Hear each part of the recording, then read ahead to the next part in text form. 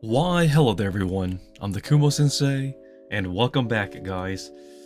It's been a while honestly since our last live stream, but I'm back, and I finally have free time, so yeah, I'm gonna give everyone a minute to catch in and stop by if they want to. And honestly, it's been a while, so it's good to see everybody again, talking in the flesh and whatnot. So yeah, I hope everything's going well. For me, it's been a lot, but I'll explain later once more people drop in. But hello, and hello. I have a lot that I need to explain that where I've been. So honestly, it's been everywhere. I've been trying to find more jobs because I'm applying for other places as well. Because dance lessons is almost over for the year. It was actually pretty fun this year, better than last year, admittedly. I don't usually say that, but it was pretty it was a pretty good year, I would say that much. But it was a lot more heavy in terms of the tarantula work. Because tarantulas, every year it grows. So it's not gonna stay small, guys. That's the whole point of what I do. Little by little and day by day, it grows bigger and bigger. So at some point, it's going to become a bit too much, but I should be able to find help by then, I guess. So don't you guys worry, and I think I'll get everything figured out. But yeah, guys, it's good to be live streaming again.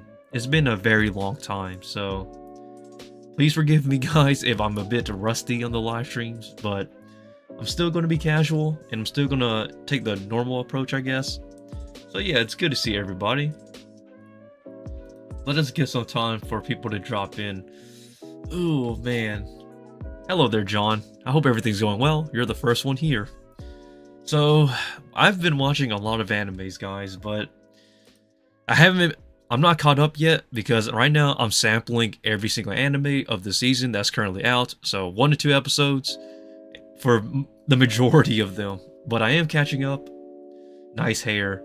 Oh, I gotta style my hair for later today, guys, because work.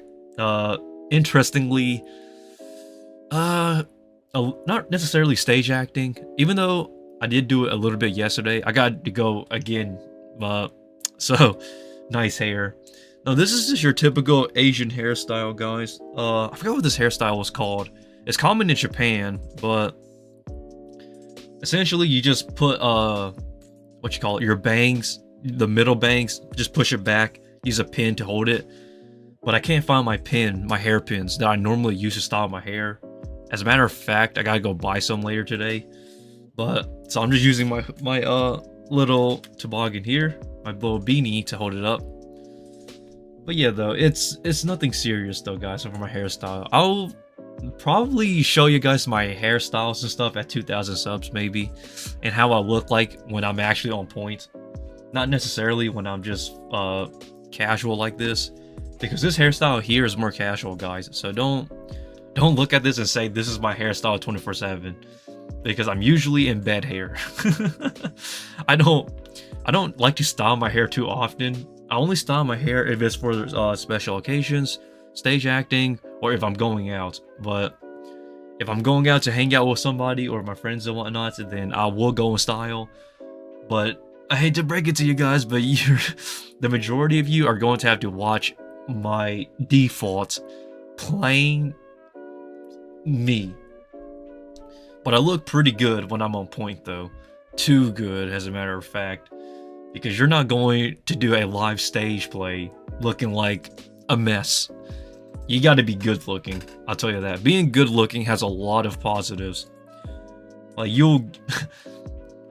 like, being charismatic goes such a long way, so that's all I can say, honestly. But yeah, though, John, thanks for stopping by. We have a lot of animes we gotta discuss, man. Like, let me pull it up real quick. Oh. Go back to the top here, guys. I've watched a lot of animes this season, so I've sampled 1 episode for a lot of these series.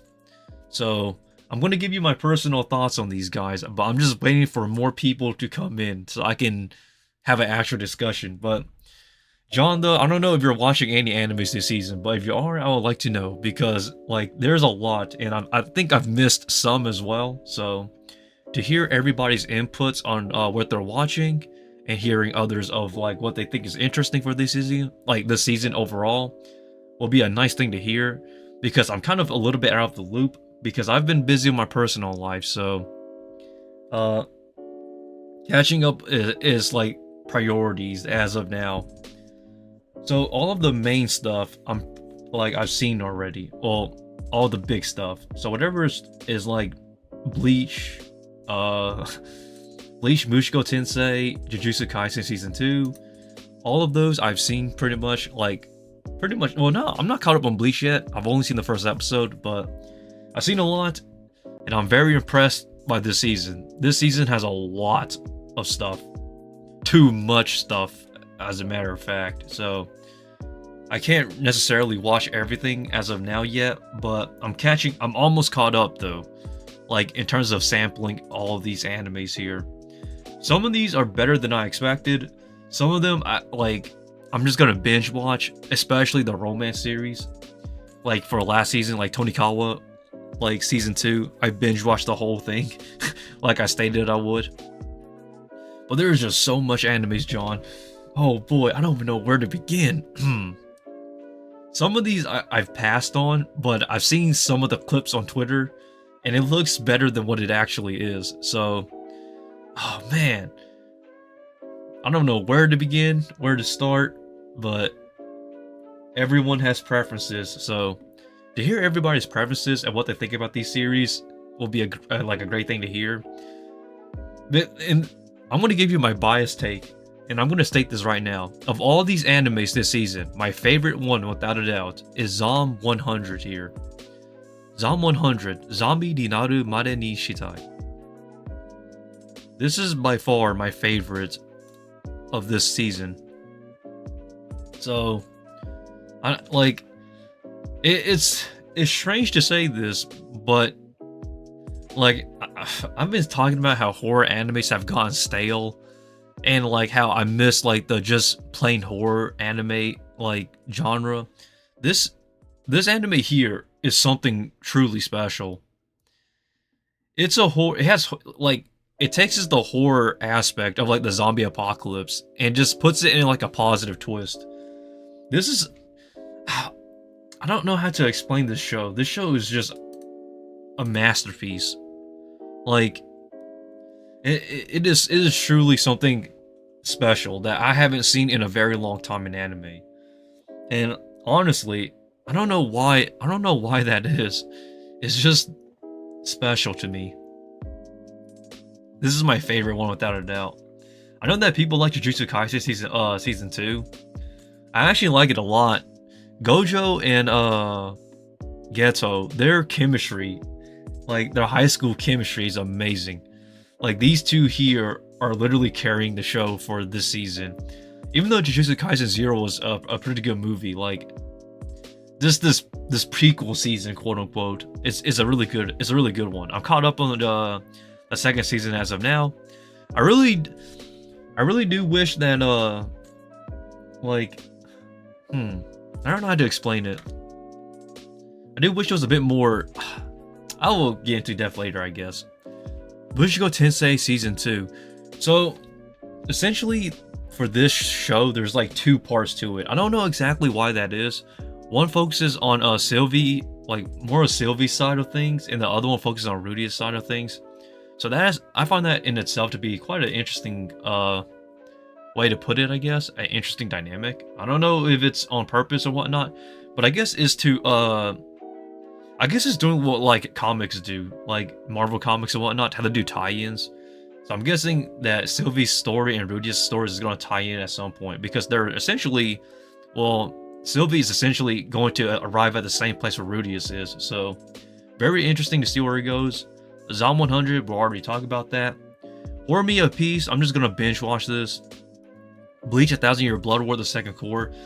This is amazing, period. But I've only seen the first episode. I know that I think 2 to 3 episodes are currently out right now, but I just don't, like, I haven't caught up yet because I'm still sampling the other stuff. So yeah. I think this is an amazing, like, continuation for certain. Masamune Revenge R. I'm gonna binge watch this. The girl I like forgot her glasses. See, I seen the reviews on YouTube and what people are saying about this. They're saying it's like good bad animation at the same time, which it's a fair assessment, to be honest. Gohan's focuses more on foreground and uses CGI backgrounds, which is why the blending sometimes seems a bit off, or something about it doesn't seem right. And to a lot of people, it takes away from the anime, but for me, it works fine. It just depends on how much 3D CGI they use, because at times the depth of the background is way too open compared to the foreground, and the foreground itself isn't too emphasized on. Even though the line art in that is specialized, like, even though it looks spectacular, the background itself can be barren. So due to that, it kind of detracts to some people. So there goes that. But I still do like this though. I still think it is great. But I'm gonna binge watch the whole thing once. Like, I've only seen episode 1, but yeah. Eminence of Shadow second season. This is a typo here. This is for next season, by the way. My Happy Marriage. Everybody's talking about this in terms of romance series. I knew this series was gonna do well because, like, it's, first of all, it's a light novel. It had a live action adaptation, so it's going to be good. Speaking of Jujutsu Kaisen Zero, Jujutsu Kaisen Season 2, my bad. The dub has recently released 3 days ago, and it features Nicholas Roy as Toji Fushiguro and Reba Burr. Reba Burr is amazing. I love Reba Burr. She is like the OG voice acting. Like, Reba Burr, like, oh man, a lot of people don't understand. She contributes so much here, guys. So, a bit of Reba Burr. Like, Reba Burr was I don't know exactly the year she was born, but she was born around November. I think November 7th or November 8th. I don't remember exactly. And she voices a lot of anime, TV shows, and whatnot. From, like, Disney Marvels to, she voices the main character in, Gun Gale Online, the anime, sort of online Gun Gale alternative, Karen. She voices her. Like, Reba, she's been around forever. Like, it seems that way, honestly. What an amazing voice actor, by the way, guys. I'm reading your comment, John, because I'm trying to remember Nicholas Roy. Nicholas Roy is an OG, by the way. I don't remember exactly his birthday and whatnot, but, like, oh man, thanks for mentioning that, man. It just, the memories and nostalgia, guys. They're like, we can talk about a lot of stuff, guys, when it comes to voice actors, especially how time flies. It's kind of sad because I feel old now, John. Reba Burr, November 7, 1987. Okay, so I was right. November 7th, November 8th. I was right on that. I just don't remember the year exactly. But yeah, thanks for the year though, John. 1987. I gotta remember that because, like, I don't remember birthdays as well. So that's great to hear though. Reba Burr. Oh, she's voicing Riko Amanai. Riko is an amazing character in Jujutsu Kaisen though, because I watched the sub and I was impressed. So Reba Burr deserves where she's at. She's been around for over a decade. So amazing though. Reba Burr hosted a new second Disney 365 Disney Channel for 2011-2012. That's interesting. Yeah, I already knew that. So that's nothing new to me, John, because I've already known she was voicing a Disney Channel and whatnot, so that to me is nothing too new. But yeah, though, Reba Burr is nostalgia. That's the only reason why I had a reaction, because there are some voice actors where I'm like, oh yeah, that's really cool. Like, I like the works, like, I respect them. But there are some that to me was like, I remember watching this at school, man. Like when I was in, like, an elementary school and whatnot, primary school. But yeah, though, John, that was truly appreciative, though. It just goes to show you guys how much time flies, like, especially when you're younger and compared to when you're older, and then you idolize these people. I swear, one day is like, instead of if I ever chose, like, hold on, let me fix my hair a little bit. fix that. Nicholas Roy was born in 1977. Huh. Okay. I gotta remember that.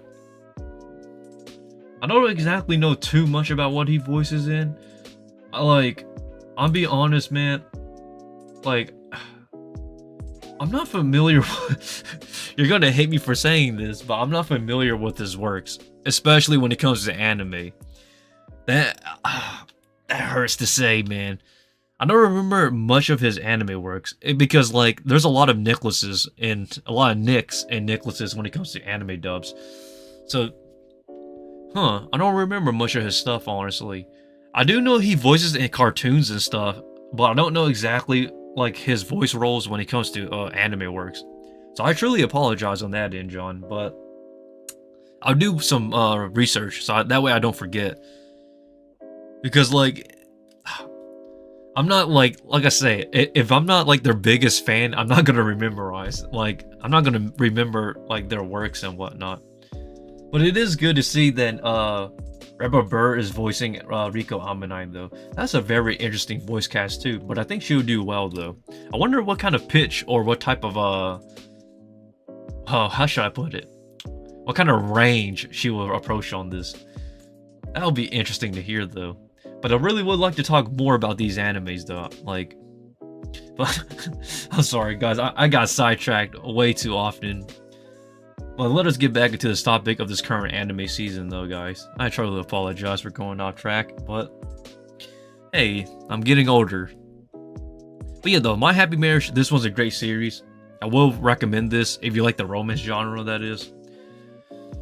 Rent-A-Girlfriend Season 3. This show has lost a lot of momentum. Like, it lost a lot of momentum for certain. I feel like, the wait, and not to mention the oncoming animes this season, kind of overshadowed this. So everybody's forgotten about it. So I'm going to pass on Rent-A-Girlfriend. I still need to finish Season 2, because that's how much I've dropped it. Bungo Stray Dogs is amazing. I love Bungo Stray Dogs. It's by Studio Bones, too. Studio Bones is pretty much always solid. Liar Liar, I don't know what that is. I'm going to pass on that. The Devil's a Part-Timer Season 2 sequel. Yep. Oh man, this one here.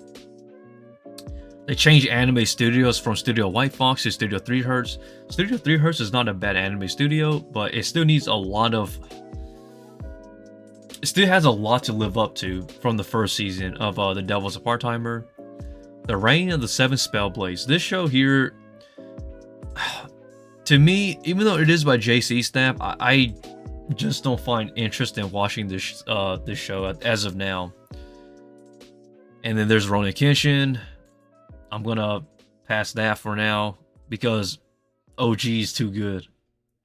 Am I actually the strongest?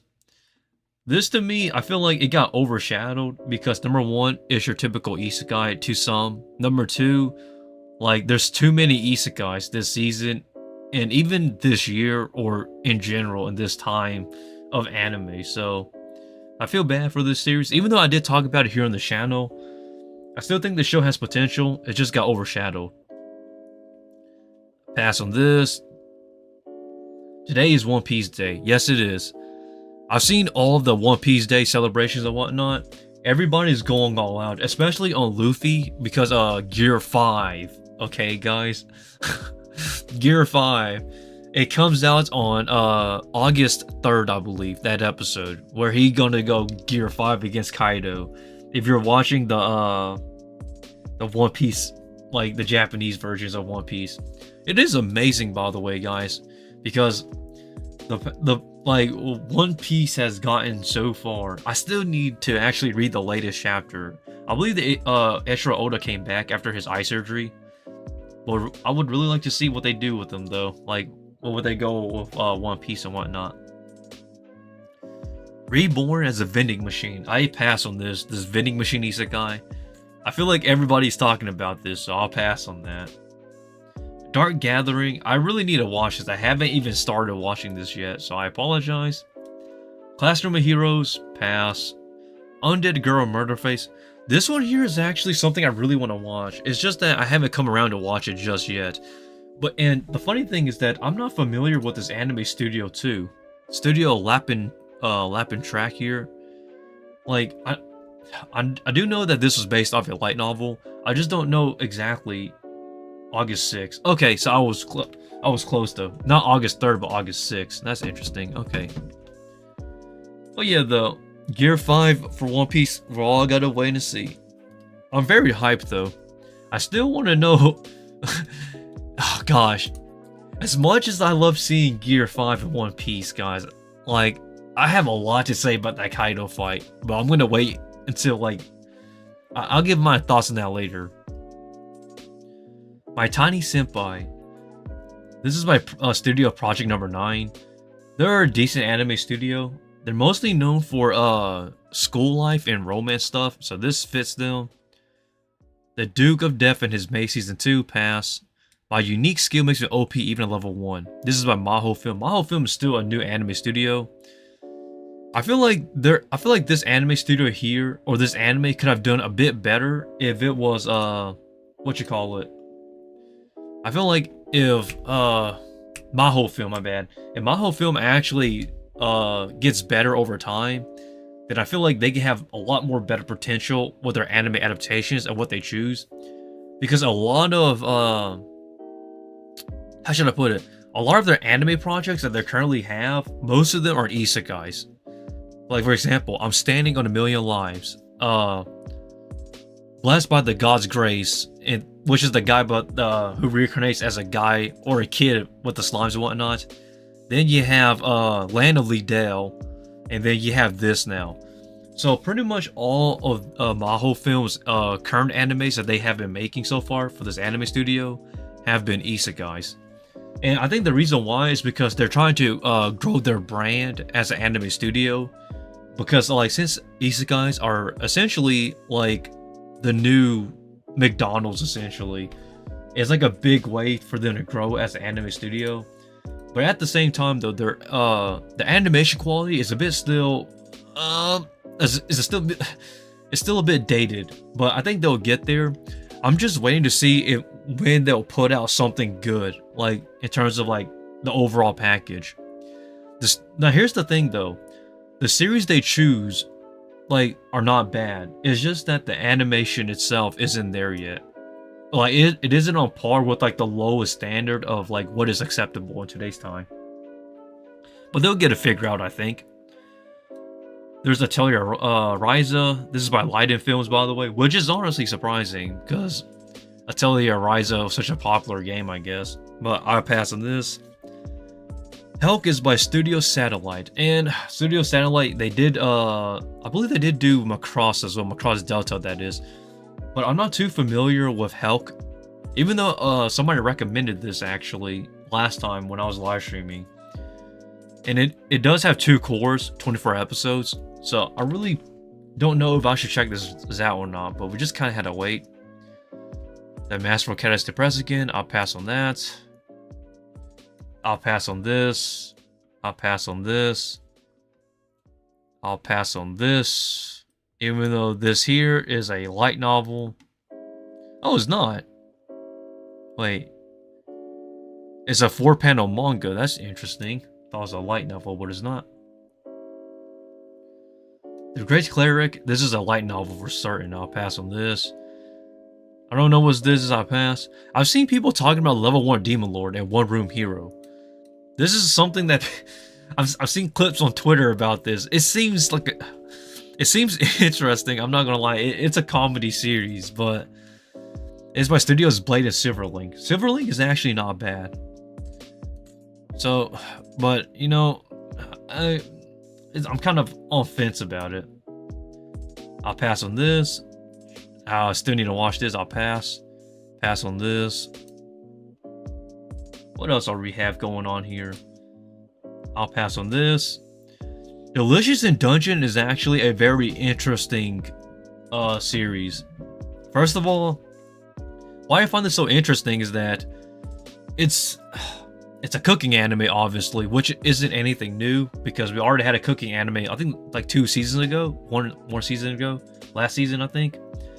But this is adapted by Studio Trigger. Studio Trigger usually do anime originals for For a while now, they've been doing a lot of anime originals though, like for like the past decade almost, such as Darling in the Franxx, Kids Naiver. I think Kill la Kill was an anime original as well, and now they're adapting more mangas again. I'll be honest though, Studio Trigger, as much as I love them for like Gurren Lagann and those other series, one big issue I have about Studio Trigger is how they handle the third act or the final act of series. They just kind of throw things out there and expect you to just take it in. Which is kind of hard to explain, but you kind of need to watch more Studio Trigger animes to understand where I'm coming from here, guys. But I still love Studio Trigger. It's just that I feel like they have a harder time executing the later half of series. So I really would like to see where this one goes. Actually, I probably will check this one out just because it's Studio Trigger. I need to remember that, so put this on a backlog, I guess. Spy Classroom Season 2, pass on that. I don't know exactly what this is. Synduality Nor. This right here is something that I've seen clips on YouTube already, but like I just don't know what this is, so I'll just pass. Pass on this. Bang Dream, I'll pass on that. Pass, pass, pass, pass, pass. And that's pretty much everything. And then for ongoing series, obviously, what you call it? The Misfit of Demon King Academy. This one here has suffered a lot. This anime has taken so many L's. It's sad. First of all, they changed anime studios, and then they replaced the main voice actor for Anno's Votigold. You know, Suzuki, man, yeah, they replaced him. And then they canceled. Well, they pretty much they didn't cancel the series, but they didn't even finish like the season. They just kind of stopped because of production issues. And then once they continue on again from episode 8, they decided to just re-air from episode 1 again. So they're essentially re-releasing the second season. Man, this anime has suffered a lot. Way too much. Especially after the whole Tatsuhisa Suzuki incident. I honestly feel bad because like the rating is 6.8 here, guys. Like that is oof. Same thing for Ayakashi Triangle. This anime suffered the same fate. Production issues, and then it went on such a long hiatus that they essentially decided to just re-air the whole series again, like the whole show. Oh boy, man, it is astonishing. Especially Nier Automata.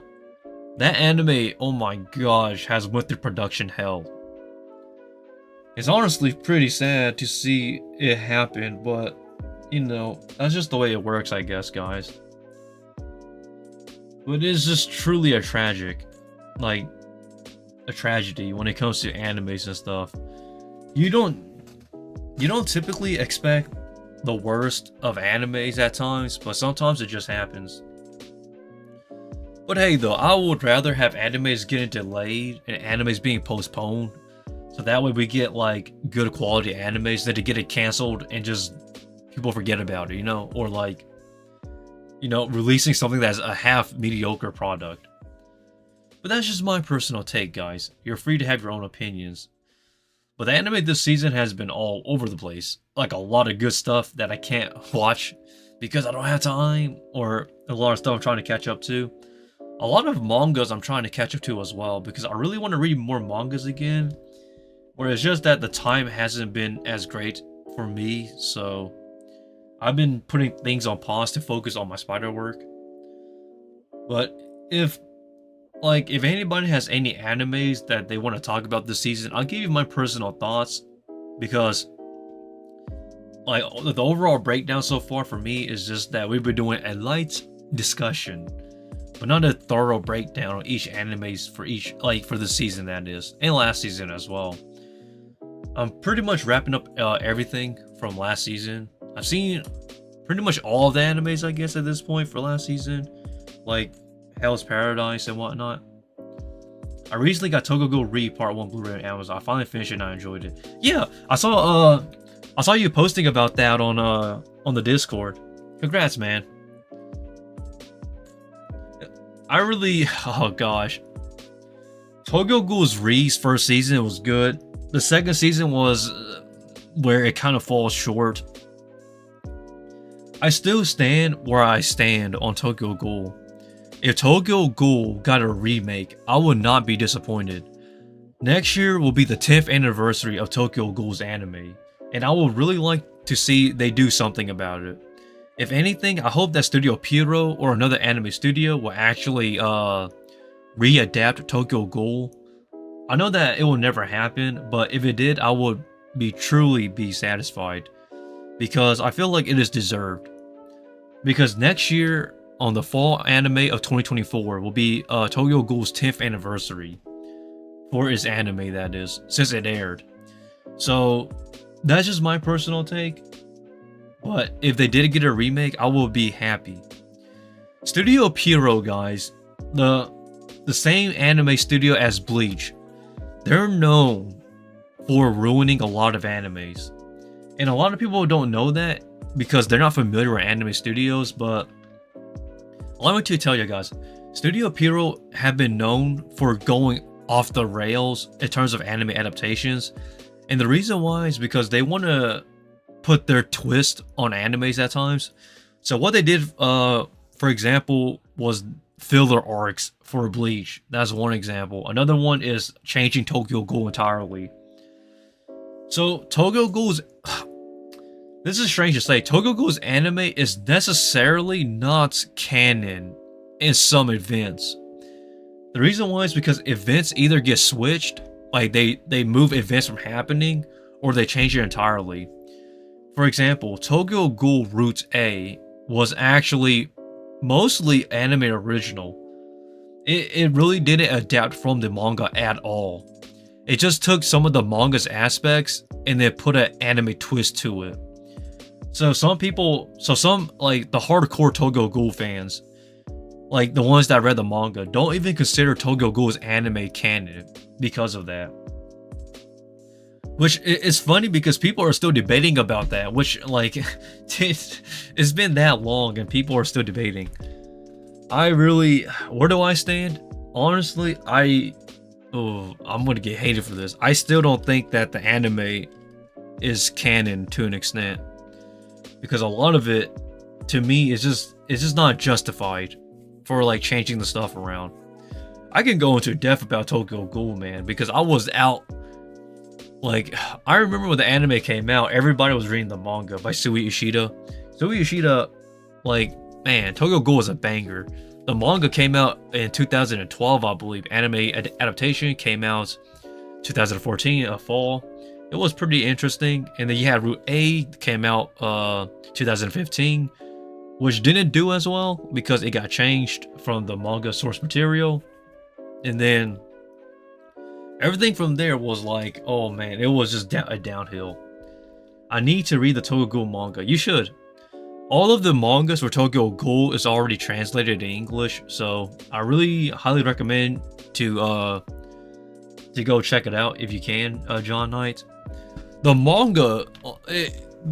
manga is S tier. Like, for Tokyo Ghoul, it's S tier. Tokyo Ghoul the manga, it falls flat towards the end, for certain. The ending is where it sort of falls kind of flat, but it's still a good read. Tokyo Ghoul, it will forever be a masterpiece. I don't know who in this anime community doesn't know Unravel. Everybody in the anime industry, like anyone who watches anime, knows Unravel. Like, what anime fan or what casual anime watcher doesn't know Unravel? And look, Unravel is 9 years old, so it's crazy. 2011. Okay, this is 2011, 2012. I was 1 year off, but I was close. That's crazy, man. It's been over a decade, and I still remember it. Like, how close. Like, I'm not 100% on point, but I'm very close. My memory is a bit rusty, but it's not gone entirely. I'm proud of myself. Remember that, John Knight. Remember 2011. Because you remember dates, you will become like me someday. Just anime historian at this point. it is going to be quite a interesting thing. Oh, it's good talking to you, John. You're like me, like in the past. It's such nostalgic. But still, though, John, my advice to you though is to start studying the Japanese side of things. Right now, you're still on the English dub side of things, but once you start focusing on like the Japanese side of anime production, you will truly become a masterpiece. But I was kind of like you though. I'm not gonna lie. I remember watching English dub for Naruto and whatnot, like in the past, and that's how I pretty much got started in a way when it comes to English dubs. But for the longest though, like even when I started anime, it was legit English subtitles.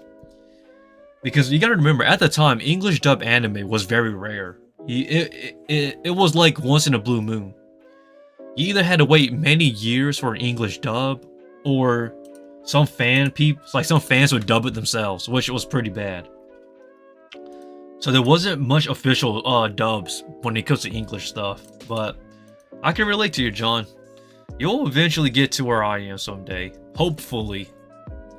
You just gotta watch anime and keep up with like the anime news.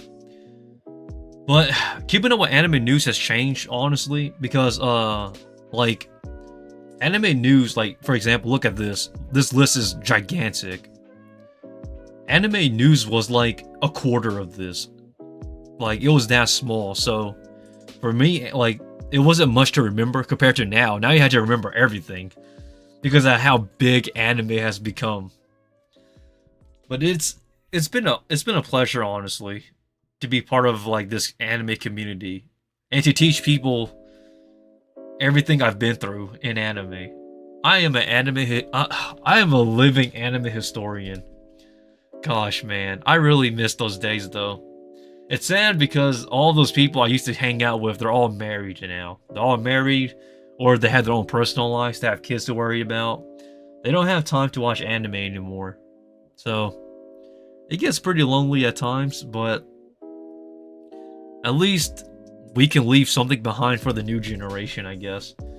Because my time's not over yet, but my time was my era. So, I guess I can teach everybody for free though. I would like to talk about this anime more though, Zom 100. But I really want to talk about this with Marco here, but I don't know. Maybe if Marco stops by, if he does stop by. If he doesn't, then that's okay. Because like this show here, man, I recommend everybody to watch this. There's actually a live action adaptation of the series already on Netflix. I probably would check that out too, because this series here is truly something. Like it's truly something to me. I love it. It is amazing. I can relate to this main character here, Akira. Akira is a relatable main character. He is voiced by Shuichiro, I believe. Umeda Shuichiro. Yeah, I think that was his name. Ueda. Wait, no, Umeda. Umeda. There goes. I think it was Umeda Shuichiro that voices Akira Tendo, the main character here. And the only thing I've known him for is that he voices Yuki and Shikimori is not just a cutie, the main character. And the reason why is because Shuichiro, he's essentially a new voice actor in this industry. Man has a lot of potential already because he's been hitting roles left and right. Not necessarily main character roles, but like a lot of support characters. So I really think this guy is the next real deal. If anything, his voice comes similar to I forgot the guy who voices man, just put it this way. Umeda Shuichiro, the next voice actor to become something big. I mark my words on that, guys. I said the same thing for Kiyono Yasuno back in 2012, I believe. And look at her now. She's like one of the bigger voice actors and singers as well. Oh man, she is my waifu, Kiyono Yasuno. Oh man, I really love her though, but I know good voice actors when I see them. And same thing for Pharaoh's Eye. I feel like when when she was announced, I already knew she was something big because she voices the main character Hibiki, I believe, and How Heavy Dumbbells Can You Lift? Oh, man, I remember I was like, yup, this woman here, this half Egyptian, half Japanese voice actor here, she's the next deal. I was like, and I was on the dang on point, yo. I was right on the money, baby. She ended up voicing Jolene Cujo in JoJo Part 6, and now her career is just skyrocketing to the moon. Oh man, talking about voice actors, same thing for like everybody else, especially like Brandon McInnes. I already knew him and his husband, like those two guys. I already knew there was going to be something special as well. Now they're voicing in like My Hero Academia and whatnot. It is just amazing to see like voice actors like come up, like just come out of nowhere and start rising up their ranks. Same thing for Sung Cho Won as well. That guy was a legend, known for his memes back then and the stuff he voiced, but now he's voicing games and anime and stuff. Same thing for Yong Ye. Guy went from being a YouTuber to being an actual voice actor, voicing Kiyu in what you call it, Yakuza. It is. I hope that's me someday. Like I don't know. I don't think that will ever happen, to be honest. But I really would like to voice in something someday. I would cry. And when I mean voicing something, like voicing something big, I don't care if I'm a throwaway character in like a big game or anime. But I really just want my chance someday. Because I think it's such a blessing, honestly, to be a voice actor. You know, just seeing so many people you admire just become something big, you know? Like as a kid, like Chris Sabat, Vic, I forgot his last name, but Vic, you know, all those cool guys. And everybody, you just like, and like Rebecca, I forgot what's her name, forgot her last name, but all these amazing voice actors that you truly cherish. And I know people mention, you know, Jennifer Hale and all those big people that everybody talks about now, you know, and whatnot. But or you know, Laura Bailey, Big Mignon. I forgot how to pronounce his last name. You see, John, like his last name, I can't pronounce it. I know he was caught up in controversy and whatnot, but Vic, he's an amazing, talented voice actor, by the way. Same thing for Troy Baker. I remember Troy Baker, man. Troy Baker was like all over the place in 2013 because after his voice role voicing Joel and voicing Booker in BioShock, like he voiced Joel in Last of Us, my bad, and then Booker in BioShock Infinite. Like he just took off. Now he's voicing a lot of stuff, and he's acting too. Like, there's so many great voice actors, man. I really hope that someday I get a chance to voice something. I would cry if one day I actually get to voice some anime character. I don't care if it's a throwaway anime character or whatnot, but I really just want to voice a character someday. Oh, people don't understand. I do stage acting, and although it is acting, it's not the same thing as voice acting. But the principles still apply, though. So, like, I took voice acting classes before, guys. Even though I pretty much got ripped off at the same time. I did took voice acting classes before, so I do have voice acting experience to an extent. But it's just that when it comes to voice, like wanting to voice in something, it's very difficult. But yeah, guys, in terms of this anime season, without a doubt, my favorite is Zom 100. This anime here is amazing, though. Umina Shuichiro is an amazing voice actor. He voices, I think Izumi Yuki and Shikimura is not just a cutie. That was his last big role that he voiced in, but now he's voicing the main character of Akira Tendo. And tying it all back together, guys, I believe that Umina Shuichiro, he is the next big voice actor. Like, in terms of, like, English voice Japanese voice actors, that is. Just mark my words.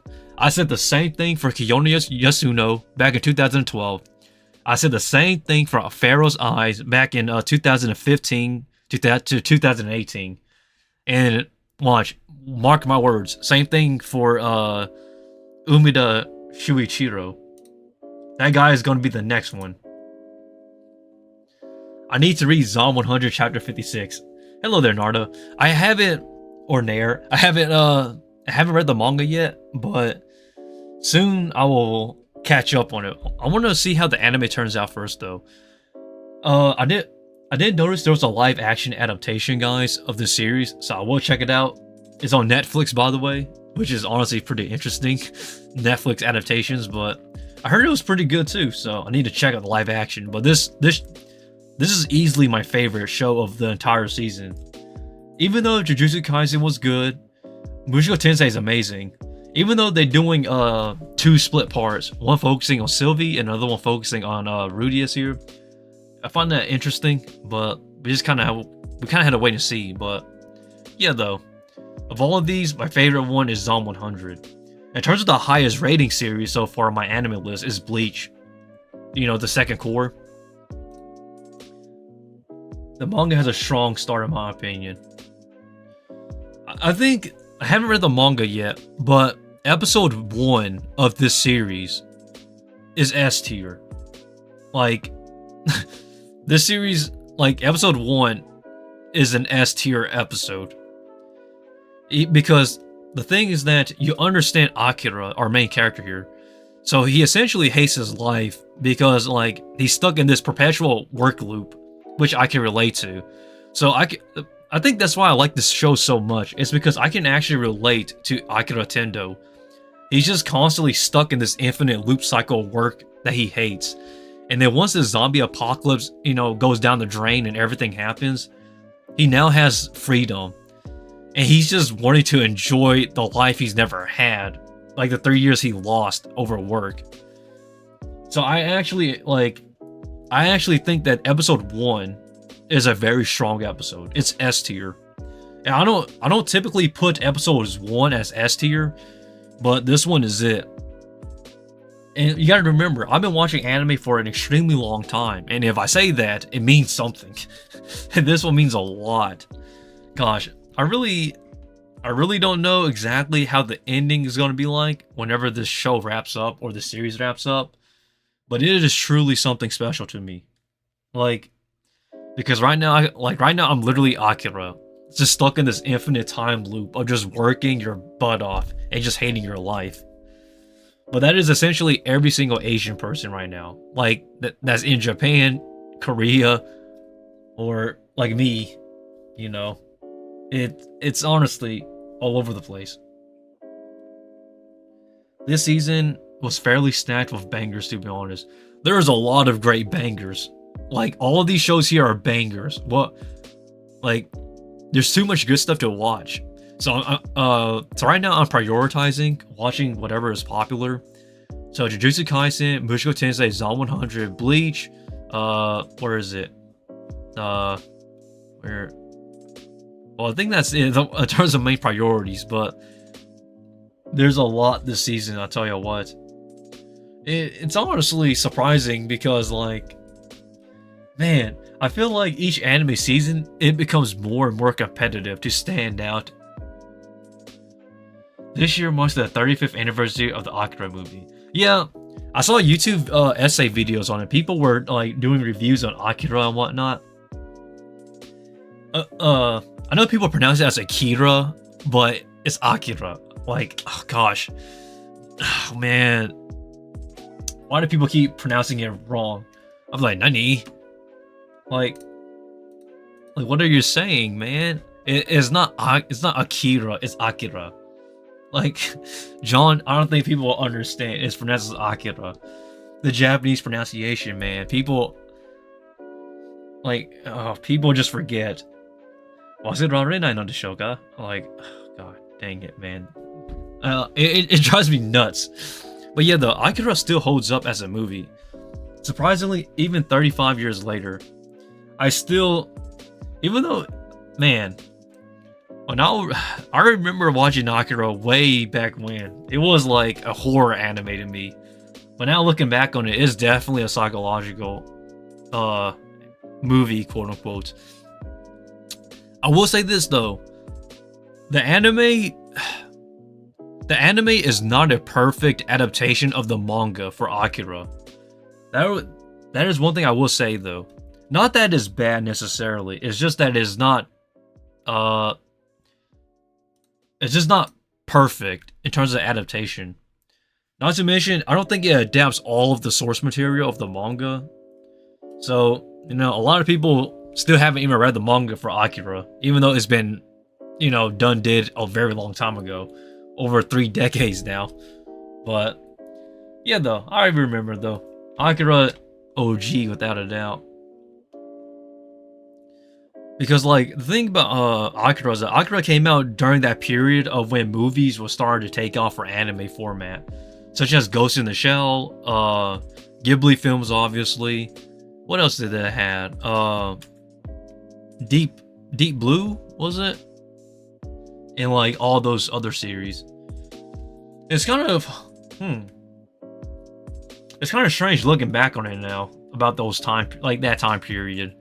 But hey, if you like what I'm talking about, feel free to like this live stream, guys. And you like about the topic of me talking about anime, because I can go history 101 on animes, though. It's like anime has been one of the biggest factors in my life. But at the same time, though, you can't really quit anime. You can only slow down on it. Like, I had never seen anyone quit anime completely, even all my friends and whatnot. After all this time, I still haven't watched or read Jujutsu Kaisen, only the first episode. Jujutsu Kaisen is an amazing series. I highly recommend everybody to watch it. It is what I will consider to be modern shonen. Because I feel like a lot of shonen animes nowadays, it's kind of... Shonen Jump has been in a weird place, because right now they're trying to focus more on sales and not necessarily about what they put out. Because the thing you need to understand is that sales and numbers is what keeps series and publishers and like brands going. Shonen Jump is no exception to this rule. So Jujutsu Kaisen is pretty much one of the big main sellers alongside One Piece, My Hero Academia. My Hero Academia has been sad. Oh my gosh. I feel bad for Horikoshi because his health has been, oh man. But essentially though, Shonen Jump still has been trying out a lot of stuff. I read some of the new stuff that Shonen Jump has put out, such as Fabricant 100, Cypher Academy, Retry, was it, I think? A lot of their stuff is not bad, but I don't see it like staying around for long. And it's not that I hate what they put out, it's just the fact that I feel like all this stuff is just a gamble. But then again, any new title on Shonen Jump is a gamble. But I really do. But tying it all back together, though, I really recommend you guys go check out Jujutsu Kaisen, though, Narda or Nair, because it's pretty good in terms of like a shonen anime. But My Hero Academia, even though even though the next season was already announced, I still feel bad because I've never seen... Okay, this is going to be a very biased take on My Hero Academia, guys, but I don't hate My Hero Academia, but I have never seen a Shonen Jump series get put on hiatus on this caliber as much as My Hero Academia. The manga author, or the creator, the mangaka, Horikoshi, that man has been going under the weather 24/7, man. Like, his health is really bad. I really hope that guy gets a year off or something, because he had a month off, I believe. He had a month off from writing My Hero Academia. He comes back 2 weeks later, gets into a really bad health issue again. I really just hope that he gets the rest he needs. Who needs shonen when Reborn as a vending machine is up? Oh man, where's that at? Reborn as a vending machine. I honestly do not find this show to be interesting at all. It is just, oh man. This show here to me is just why? Why? I always wonder who comes up with this this stuff, man. And I'm not gonna lie, I'm not too familiar with Studio XC's here. This is a studio I'm not familiar with. Studio Gokumi is a relatively new studio, I believe, but they're not known for anything big. Like, because they're still relatively new, so they're just putting out a lot of stuff. Like, way too much stuff. Honestly, I'm surprised they even have a budget to begin with. Because, like, they have been trying a lot. But these animes, man, there's just so much to catch up on here. I really hope that, some of these animes get the attention they deserve. Like, for example, My Happy Marriage. So, I love this romance anime. Amazing. I haven't watched it. I imagine fan service is carrying 75% of it. I don't think so. I think what really carries this show, or what carries a lot of isekais nowadays, everyone, is not necessarily the fact that it's a good isekai. It's the fact that it has some sort of twist to the isekai genre. Such as, you know, being reborn as a vending machine, being reborn as a sword, being reincarnated in another world as something, or transporting to another world being OP, for example. I feel like that carries a lot of the isekais nowadays. I wouldn't necessarily say it's fan service, because a lot of these isekais are adapted from light novels, so there really isn't much in terms of fan service to add on it, because you really want your adaptations to be faithful to the source material. So, like, a lot of these, you know, studios are just choosing the ecchi 18 plus sort of you know, isekais, and just using that as a basis for the anime adaptations. Like, not saying it's a bad thing necessarily, it's just the fact that, like, it's handpicked in a way. But there's so many isekais. Let's count all the isekais this season. Hold up. I'm just out of curiosity, I want to count. Okay, here we go. Isekais, here we come. Let's count these. Okay. Okay, I feel like I've seen ReZero. ReZero is amazing. 1, 2, 3. Right? No, that's only 2. My bad. 2, 3. Let's see. 4, 5. That's 5. This is essentially an isekai too. We count as a 6. What else? That's 6. 7. So about 7. That's interesting. So there's not a lot as I thought, but 7 is still way more than most if you consider all the years combined. I haven't really liked much Aces ReZero. I think ReZero is one of those series that's truly one of a kind. And Nakatsuki Teppei, I think that's his name, the creator of ReZero. He is an amazing writer. I used to write fanfic way back when, guys. I used to write my own doujin, and even I can admit, writing like full pages can be very difficult. But this man isn't human. The creator of ReZero, that man creates masterpiece writing, and he writes extremely fast, godly fast. Like, I don't know what this man lives on. He's probably born like from Monster Energy drinks or something, because he writes so quickly that I just can't believe he's human. Not to mention he writes really good material. Because you have to remember,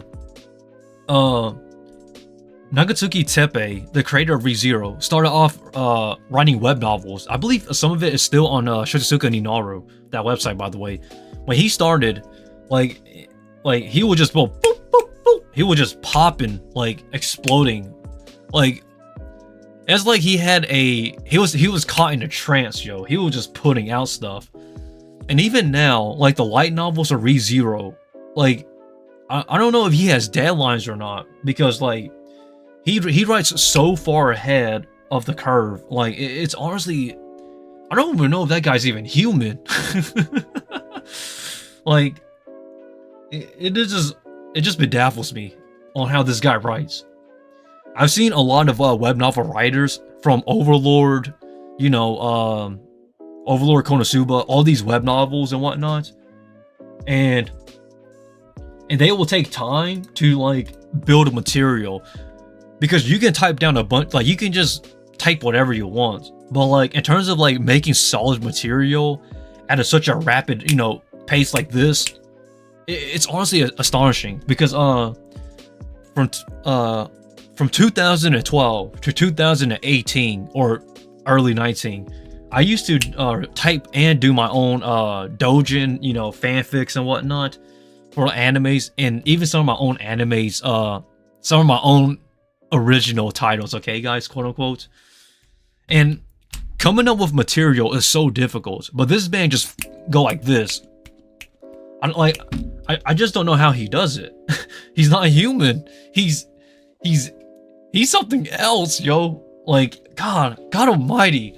And not to mention, you have to understand, while he was doing the main series of Re:Zero, he was also contemplating and also making material for his side characters, which later on will become Re:Zero Deuce X or something like that, which is essentially side light, like they're subsidiary light novels that are basically background stories of the characters of Re:Zero. So Wilhelm has one, and all these other characters have their own light novels written by Nagatsuki Teppei. So this guy isn't human. Like he either thought out everything ahead of time, or he just cranks out like this. Like, I don't know. I don't understand what he is. It is, he is. Maybe I should do a whole character breakdown on him someday, because he is the biggest. Like, he is a mystery when it comes to light novels, because like I read a lot of light novels before, guys. Like, it's just that he's different. Just put it. He's built different. He's not human. He's not human. I don't think he's human. It's either this guy has a million editors that are typing in for him, or he just writes his own material, like, really quickly. But I really think he writes his own material very quickly. Not to mention, he's on like volume 20 something now. Like come on. He's amazing. I love that guy. But yeah, but back to what I'm saying though. Sorry guys, we went on this Re:Zero rant, but tying it all back together, the isekai genre is way too saturated. But then again though, I think the isekai genre really favors the people who started early in terms of the isekai genre. Because you have to understand, like, I know a lot of people talk about Overlord, Re:Zero, and what you call it?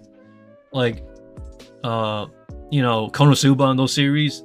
But these series, like, all these series came out at a time before isekai took off. You gotta remember that. Because isekai wasn't even a term that was familiar with most anime fans that were foreign. So us Westerners, or us who lives outside of Japan, we're not familiar with the isekai genre. So, like, you kind of had to understand here, guys. So, my personal opinion is that every single person that started the isekai genre early on, like pre-2015, pretty much flourished. Mushoku Tensei is also in that bubble. I think Mushoku Tensei's light novel was like 2012. I could be wrong on that, but I believe it was 2012. So it started before 2015. So any sort of isekai pre-2015 will pretty much flourish, and that includes, you know, Saga Tanya of the Evil. You know, yeah, Tanya is another example. Great isekai, by the way.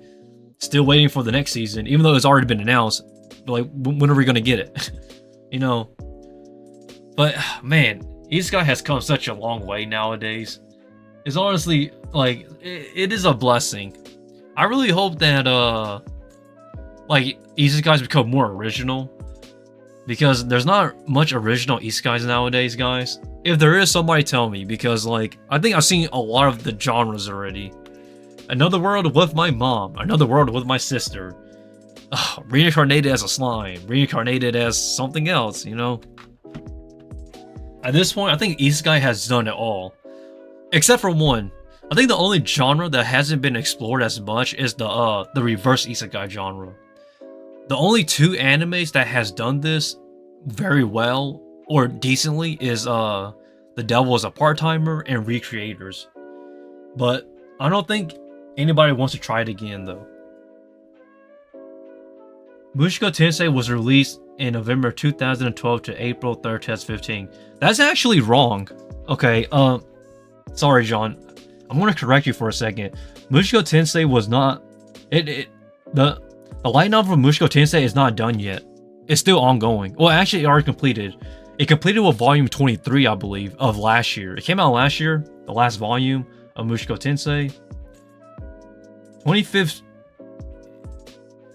I think you're talking about the regular base Mushoku Tensei. I don't think you're talking about the Mushoku Tensei's light novel entirely, because volume 23 came out last year, late last year, and which that was essentially the last season. I mean, not the last season, but the last volume of Mushoku Tensei, of Rudeus's life. In terms of like, unless you're talking about the base Mushoku Tensei, but the overall Mushoku Tensei as a series as a whole, no, it's not 2015. Sorry, I just need to clarify on that for those people who are kind of confused. But yeah, though, Mushoku Tensei.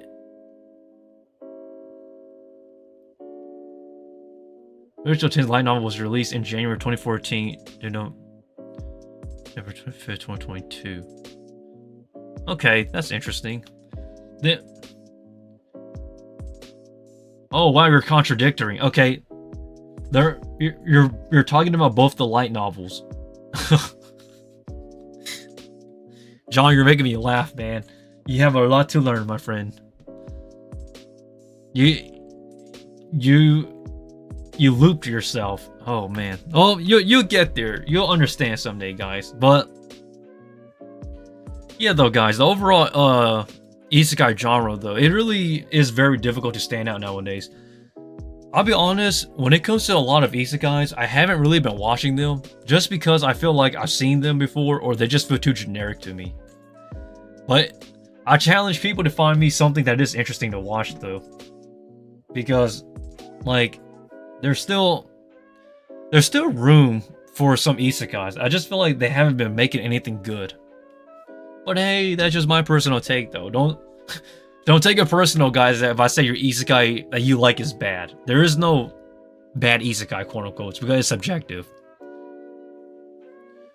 Good lesson, Sensei. Oh man, anime. I feel old, man. It's kind of funny because I remember. This is strange to say. I'm going to give you a history on Mushoku Tensei for those people who are not familiar with Mushoku Tensei. Mushoku Tensei, believe it or not, way back when, I remember Mushoku Tensei when it was still releasing, like in Japan, before the this is way before the anime. Remember, hear me out. This is what I remember from Mushoku Tensei. Everybody's gonna hate me for this, but I remember Mushoku Tensei was not received very well, like, back then. And I remember people were hating Rudeus. People consider him to be an annoying, obnoxious pervert. I remember that. I remember people going out just roasting Mushoku Tensei because they dislike Rudeus as a main character. Remember guys, this is way long ago. I know that people love Mushoku Tensei now, but back then people were on the fence about Rudeus's character. Not to mention he was banging, spoilers. Oh, I don't want to spoil it, but I'm not going to spoil Mushoku Tensei for you guys, but oh man, it is something to talk about, guys. It is history. Okay, let me put it this way. I remember exactly Mushoku Tensei way back when it was still, the web novels releasing and some of the light novels that was being published. it was not received very well because a lot of some, well, not a lot, but some people find Rudy to be such an obnoxious pervert, and it actually took away from the series to some people. And I remember people were writing reviews about how much they hate Rudius, especially how I will not tell you what happens because it's spoilers, but essentially he's he's young. He's a bit reckless at times, just put it that way, especially with women. But it was not received as well as it is now. Now people are considered as like, man, this is the godfather of isekai. This was like where it started. I love Mushoku Tensei. But guys, I promise you, there was some idiots and some people who were talking down on Mushoku Tensei way back when. And a lot of people think I'm crazy, but I'm not, because like I will never forget Mushoku Tensei's first volume when it came out. Like especially the cover. You can ask me all the questions that you want about Mushoku Tensei, but I'm not kidding when I say that. It sticks in my head till this day too. Because during this time, like, light novels were not big in the Western countries. As a matter of fact, you will rarely ever get any light novels translated, because the only people they'll get to translate were like what you call it? Freelancers, essentially. So they have a bunch of freelancers just translating for you. Like, that was essentially it. So you have like a bunch of nobodies. Funny thing, I used to be a translator myself, guys. Ta-da! Surprise, guys. Yeah, me, my Nihongo, guys. ごめんなさい。僕の日本語は悪いです。ごめんなさい。Maybe I should study some Japanese now. 今の日本語は勉強します。Yeah, maybe I should practice more Japanese. I haven't. But then again, though, guys, at the time, though, I was practicing other languages as well when I was still a translator. For those who are wondering, I used to I speak 5 languages. Well, at that time, I did 7, sort of. I was studying 2 other languages, Spanish and Latin, but I dropped those. But yeah, essentially though, Japanese, English, Portuguese, and whatnot. Hello there, Marco. I'm late. Hey, better late than never. We are talking about the current animes currently, and some other stuff. We were also talking about Mushoku Tensei and how it was received way back when. Because like, a lot of people forget, man, Mushoku Tensei was not received very well.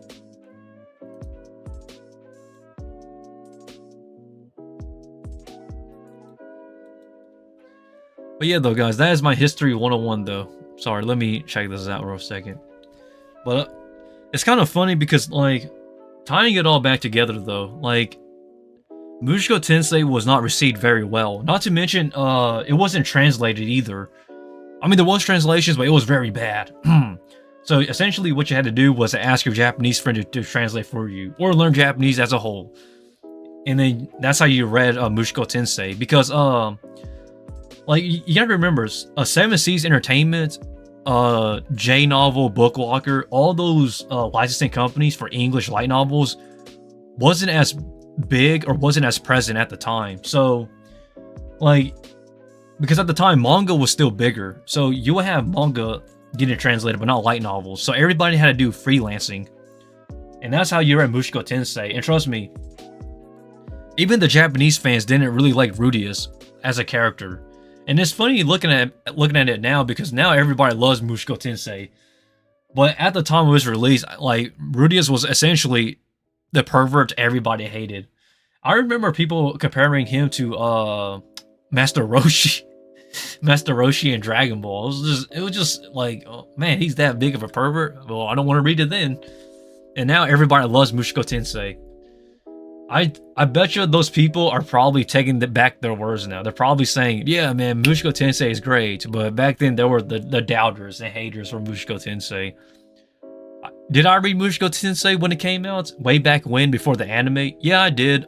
Not all of it. I'll be lying if I say I read every single chapter. I didn't. I read some of it, and I had to say, I thought Rudius was an interesting character. But honestly, I really didn't think he was like anything spectacular because you gotta remember this was early on Mushoku Tensei. This is before it is where it is now. So,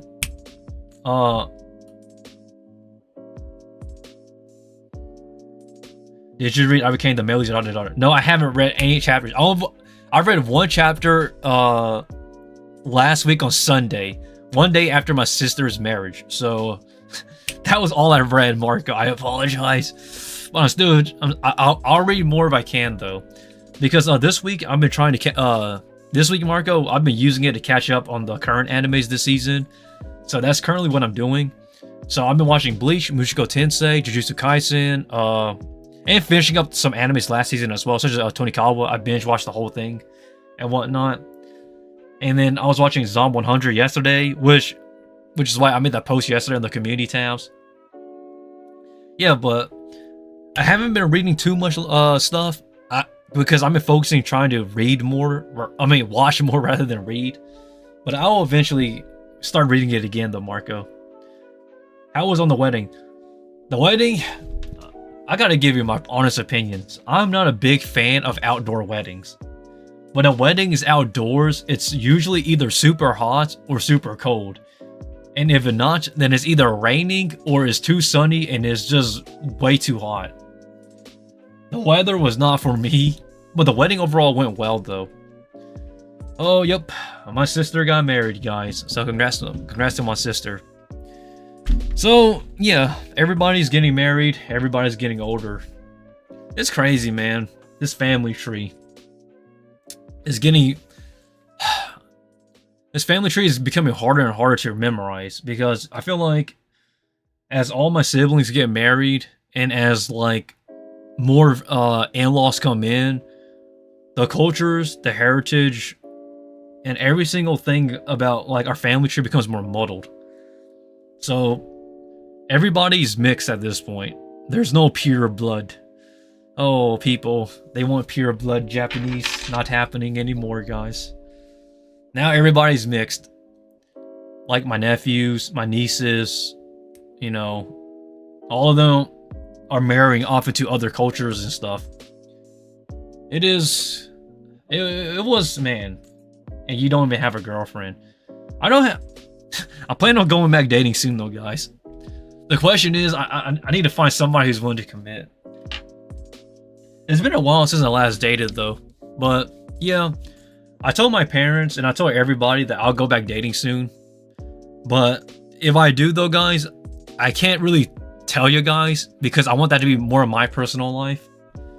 And trust me, if I do go out more often and I do upload less, it's because I'm out looking for a girlfriend. And...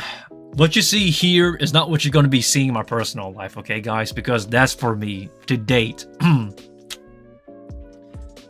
But like, I'll be fine though. So I don't need people giving advice on dating, if you get what I'm saying. This is just me telling you guys that I will be dating again soon. But I don't want people giving me advice because I already have dating experience.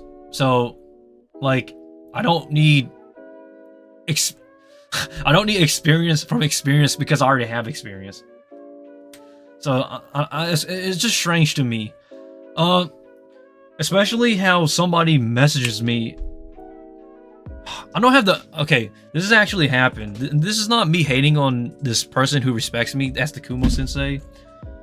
But I want to make it clear that no, I don't style myself on live stream or on video because I want to. As a matter of fact, I never did. I don't style myself on live stream or on video. I only do that whenever I'm going out or whenever I'm having friends or stage acting. You guys will see that someday, but not for a very long time. Because I don't want people to get this expectations like, man, this guy is actually really handsome. He looks like a Japanese anime character that you'll date. I don't want people to think that, you know. I just want to be myself on the internet. But someday though, guys, I will show you guys though. especially how I style my hair and put on makeup. Because this, oh man, I need to talk about that. I made a post about guys putting on makeup and everybody was just going off. You know that in Japan, when you rent a girlfriend or rent a boyfriend, they do wear makeup. Not to mention guys who do stage play also wears makeup at times. Especially in Japan and Korea. If you're going out to hang out with friends, sometimes you will put on a little bit of foundation. And everybody's like, guys don't put on makeup. I'm like, you never, like, you never talked to a Japanese person before, right? I mean, not, okay, I'm not saying all Japanese guys put on makeup. But in general, though, if they're going out on a date, they're going to put on some sort of makeup or foundation of some sort. Like, it's just so strange to me. I feel like it's like when like you're a fan of Japanese culture, but at the same time you don't know much about anything about actual Japanese people or Asian people in general. So I just keep scratching my head. And it got to a point where I was like, okay, I'm just gonna put a post on my community section here on my YouTube channel because people just don't understand. But yeah, though, just sorry guys, I'm going on a tangent. I was supposed to talk about anime, but overall though, guys, it's all good. But yeah, though, I'm essentially caught up with most stuff here, so there's really nothing much to say, but my favorite anime this season, without a doubt, is Zom 100. I think Zom 100 is my favorite. This main character is literally me. Like, if you haven't seen him already. The main character, Akira, just hates his life because he keeps working, and he just can't catch a break. And this character is just literally me, so... And the first episode is a 10 out of 10. It's S tier. I love this first episode. Very amazing series. Currently, there's about 2 episodes out right now, and I just can't get enough of this show. I think episode 3 comes out today, probably, I think. I don't think so, but I think so. I could be wrong, but I need to check. I'm still not familiar with the release schedules of these animes, but I really gotta watch these, man. But yeah, though, Marco, don't worry, though. I will start reading again on I Became the Millie's Adoptive Daughter. It's just that this week I was focusing on catching up on anime. Last week was Marriage, my sister's marriage, and the week before that was focusing on my Tarantula work. And Dance Lessons is coming to an end this month, so yeah, once that's over, I'm planning to look for a new job, guys. So I'm going to be employing myself to other jobs. There's a pet store, a local pet store, a small pet store I probably would like to apply for and work there. So I may be more busy in the future, but I really want to work with more animals too, because I love tarantulas, guys. When God was making man and woman, he said, man, you're looking good. And then he looked over and said, unfortunately, you need to put on makeup. And then look at us now. Look at us now, Marco. Us people here, us Asians, we're putting on makeup now ourselves just to look decent. Oh man,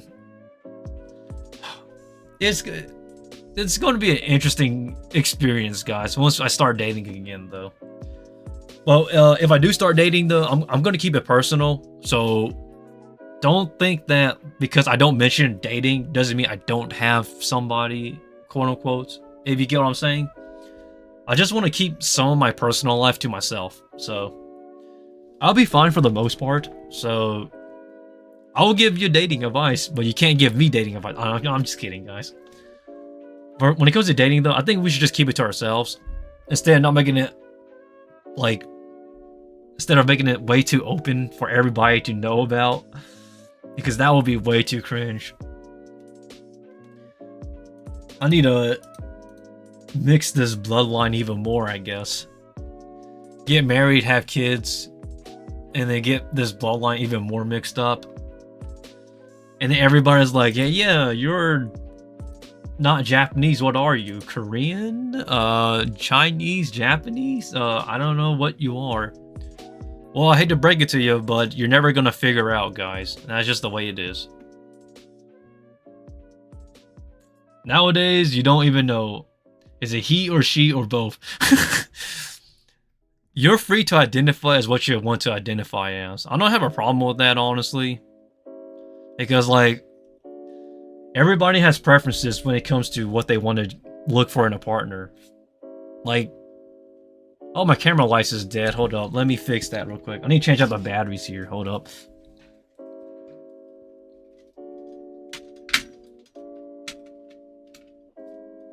Sorry, guys. Give me a second. Let me fix up this camera batteries. There we go.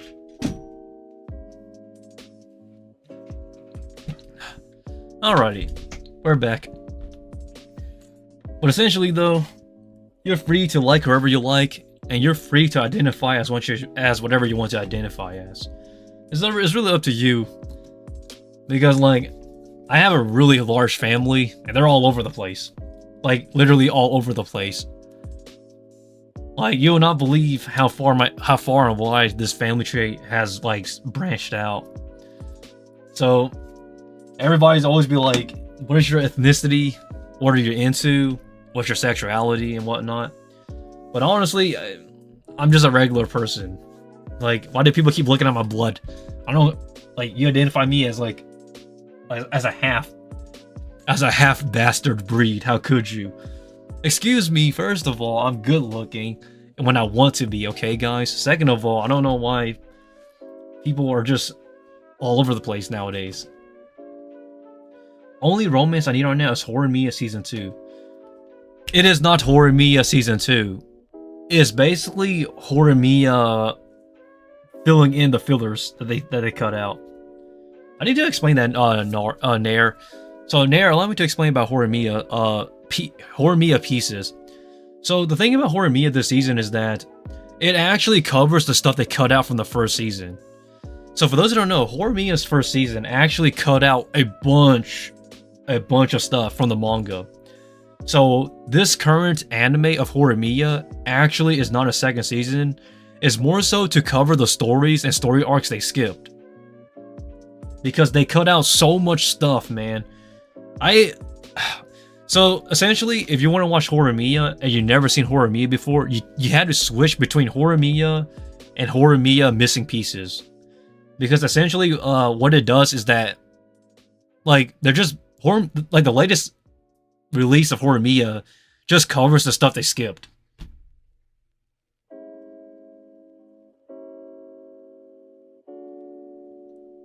I've only heard, I just assume it was. It's not a second season. I wish it was, but it isn't. Like, the ending for Horimiya Season 1 is the actual ending for Horimiya. Like, the manga. Horimiya Missing Pieces is just filling in the story arcs and the character developments they cut out and skipped. So you just kind of had to jump between Horimiya and Horimiya Missing Pieces back and forth. Until, like, you finish up, essentially. Yeah, but I understand though, a lot of people got it confused as well. So, it's kind of, like, even I was kind of confused. But yeah, I hope that explains it. Nair, at least watch. Are you asking hentai in the meantime? I used to be the biggest fan of hentai, but hentai has gotten so weak, I stopped reading hentai though. I think my favorite hentai is my favorite hentai manga is probably Futatabi no Koisu or Love Again. I think that's what it's called. Probably my favorite romance hentai. It's only like 20 pages, guys. I think everybody should go read it. It's essentially about a woman who reaches the peak of her love, basically getting intimate, and then it turns out her boyfriend essentially dumped her, and then she meets one of her childhood buddies, and then they become a romance couple. It's one of my favorite romance hentai manga shorts. But sorry guys, that's for another day though. What are you watching now from this season? I've watched pretty much a lot of the main stuff here. So you wasn't here, Marco, but essentially though, allow me to tell you what I've been watching. These three up here I've been watching. Jujutsu Kaisen second season. I think it's great. The chemistry between Gojo and Geto are amazing. I love their chemistry. Very great second season, even though it is a prequel, sort of.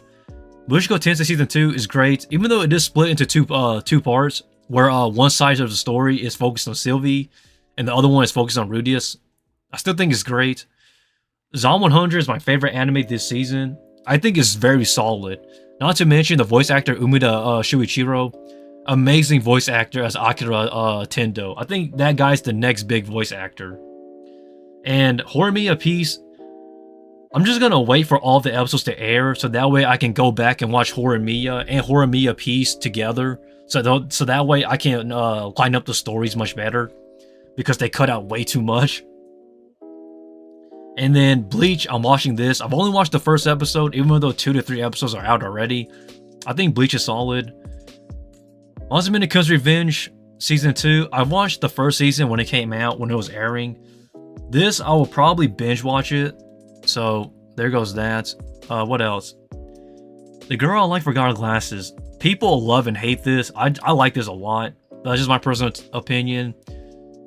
This is not supposed to come out this season. I don't know why they have this here. Imminence of Shadow comes out next season. So, this is a mistake on the website. My Happy Marriage. I love this anime. And there's actually a live action of this. So, it tells you something, guys. Great romance series. I'm a big sucker for romance, for those who are wondering. So, there goes that.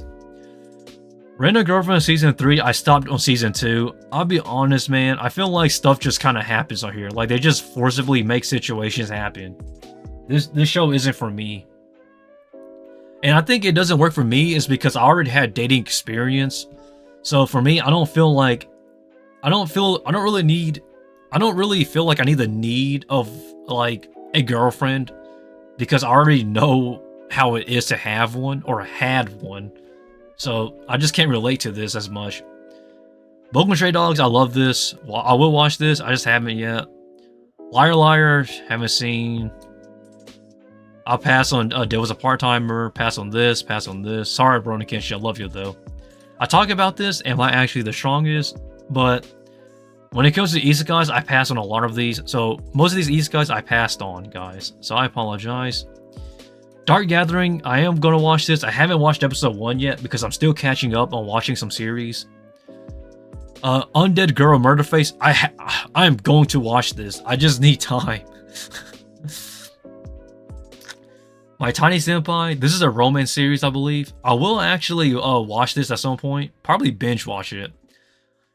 Just remember, everybody, if it's a romance series, most likely I'm gonna wait for all the episodes to air, and then I'm gonna binge watch it.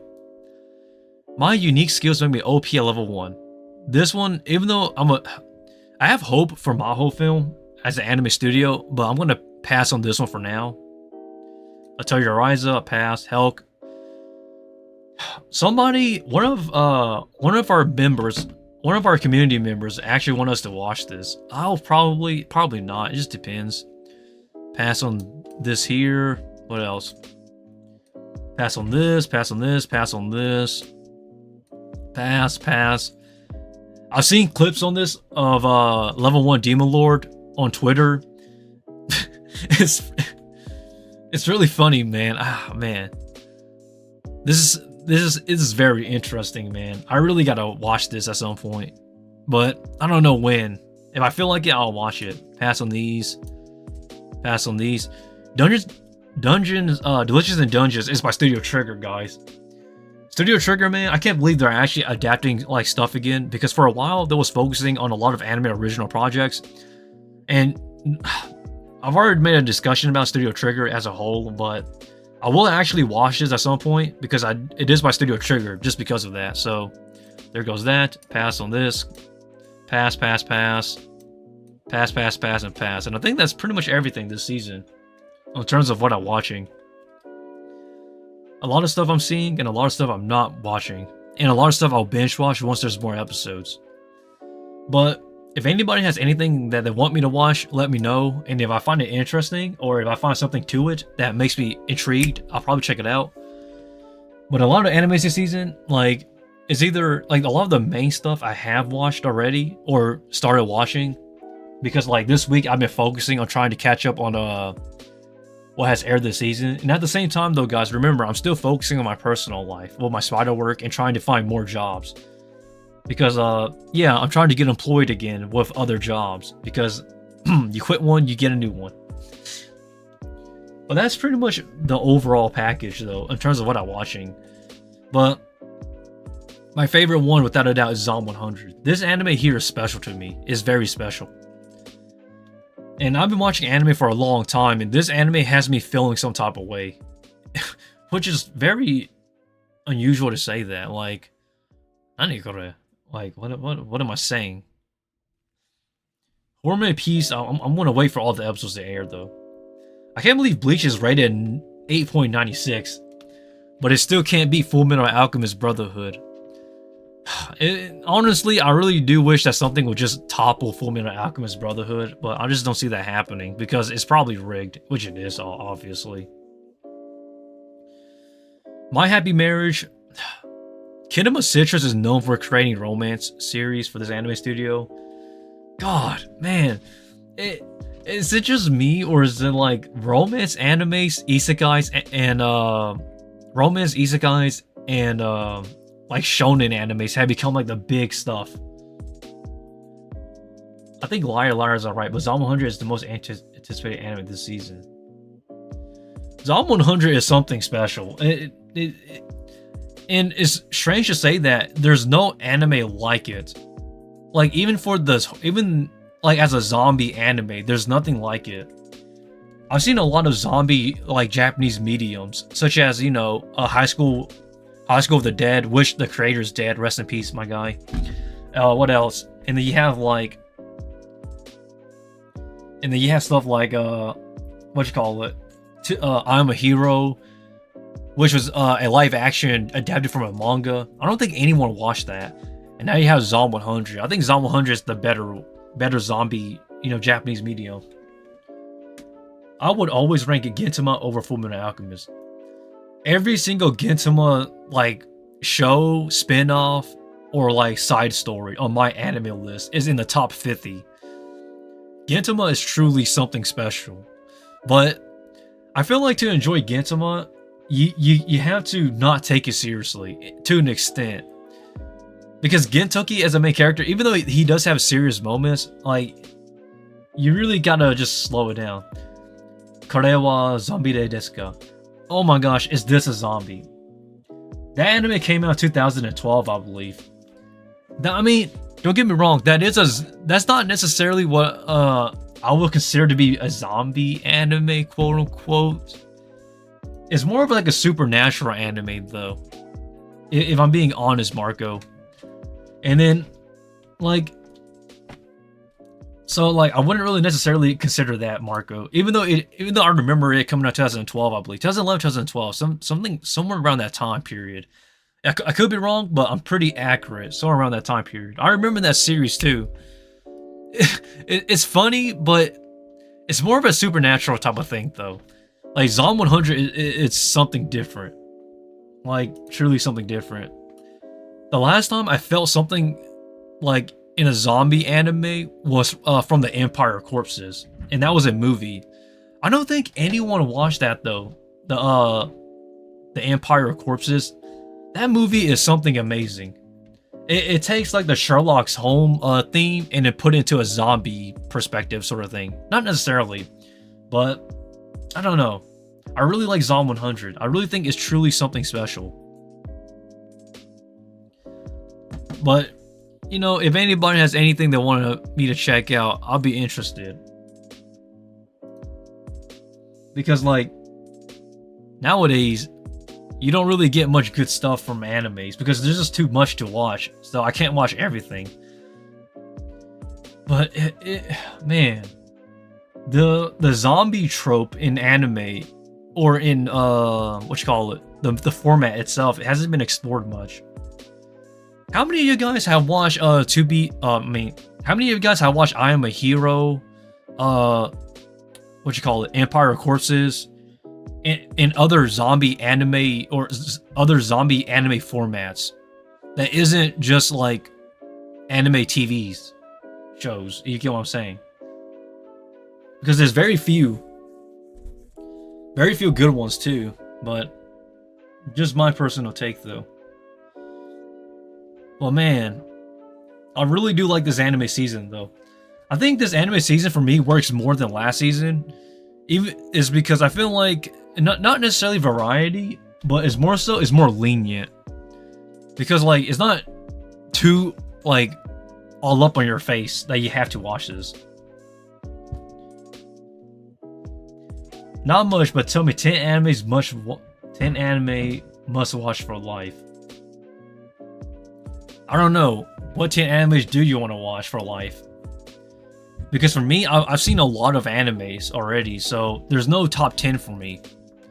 I feel like everybody has their own flavors of what they want to watch and what they like. Like for example, I like Steins Gate, Baccano, Monster, Durarara. What else do I like? I don't know. There's a lot of stuff I like, but I wouldn't necessarily put them as like top 10 must watch. Now, if it was like mangas, like Vagabond, Vinland Saga, Berserk, and those sort of things, then I don't know either because it's so difficult. Like you guys need to understand. There's always going to be more to come. So whatever is considered to be the best now may not be the best 100 years later. So I can't really recommend you, Marco. Like, I really can't recommend like what for you guys to actually watch or read. Well, if you do want to read something, definitely those three though: Berserk, Vinland Saga, and Vagabond. In terms of animes that I recommend everybody to watch at some point, it would depend on what you want to watch. I find that one anime everybody should watch. I don't really know. Because last time I recommended Steins Gate and Mononoke. And like those like, it's not for me. I was like, well, no point in trying, I guess. So to each their own, I guess. I like, god dang it, Marco. I mean, unless you want me to recommend Gintama for everybody, but Gintama is not for everyone.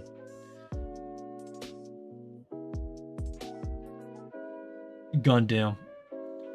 Depends on what Gundam you're talking about. Some Gundam is actually very good. Like, I'm not even kidding. Some Gundam is amazing.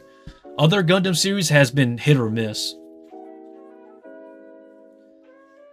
I think you'll like School Days, Marco. School Days has such a bad rap. I'm going to be honest, I think School Days is much better than most animes nowadays that are like generic and whatnot. The only thing that makes School Days interesting is that it's different. Even though the main character is an a-hole, and although I hate it, oh man. What a lot of people forget about School Days is that School Days was actually based off a, was it a doujin manga or a doujin series? And there was also, School Days is not just School Days. There was also another thing called something days. I don't remember. It's like School Days, but not really. It's like it was a hentai, but I don't remember exactly what it was. It was adapted from a visual novel, an eroge. My bad, an eroge. But I don't think anyone played it because people just didn't care enough about School Days and the other school series to not check it out. Better than Pupa and Seven Deadly Sins. Well, that's a fair argument, quote unquote. But yeah, though, School Days, though, nobody really checks it out. But I recommend people to go check out the hentai. I forgot what it was called. It was called School Something. Or Something Days. It's better Pupa than School Days. There's actually a history behind that, actually. But I forget what it was called. This is when, like, I used to read hentai on a regular basis for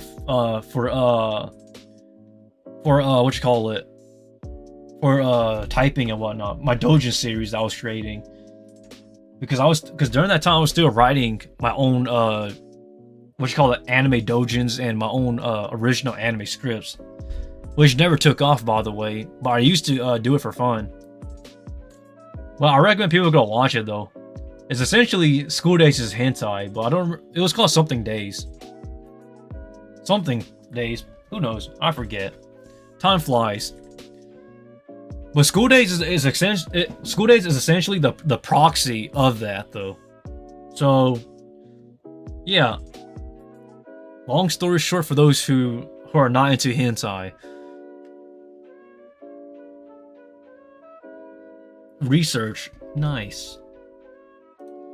It's just me. This is just me giving advice. I mean, not advice, but some facts about hentai, about School Days. School Days was originally based off a hentai eroge, I believe, or hentai manga. And the funny thing is that they tried to make an anime adaptation out of it, which was School Days, which did terribly.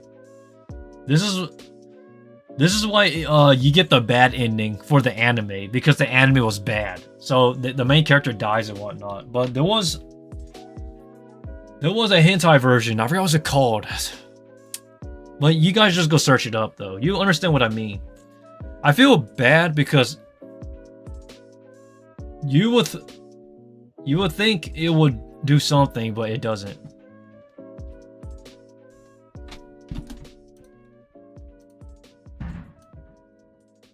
Aki Sora. You gotta be more specific than that.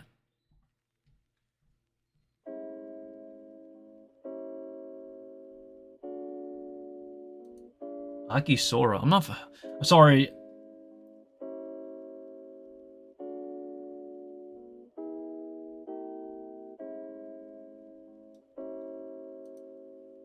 Aki Sora. I don't.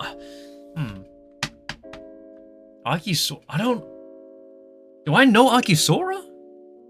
Sora. Aki Sora. Huh. Wait. Hold up. Okay.